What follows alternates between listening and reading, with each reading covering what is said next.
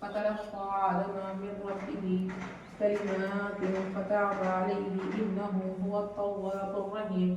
ترجمہ: بس آدم نے اپنے رب سے چند کلمات سیکھ لیے، بس اس نے ان کی توبہ قبول فرما لی، بے شک وہ توبہ قبول کرنے والا، رحم کرنے والا ہے۔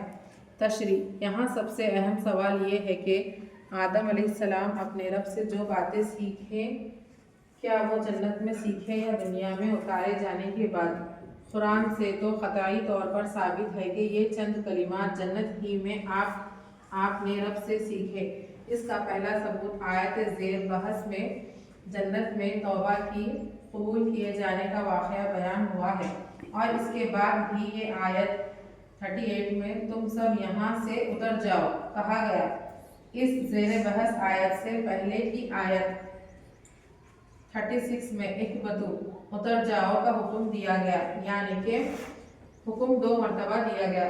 پہلا حکم آیت نمبر 36 اور دوسرا حکم آیت نمبر 38 میں دیا گیا، اور ان دونوں کی درمیانی آیت 37 میں رب سے کلمات سیکھنے اور توبہ قبول کیے جانے کی بات بیان ہوئی ہے، جس سے قطعی ثابت ہو جاتا ہے کہ حضرت آدم علیہ السلام کی توبہ جنت ہی میں قبول ہو گئی تھی۔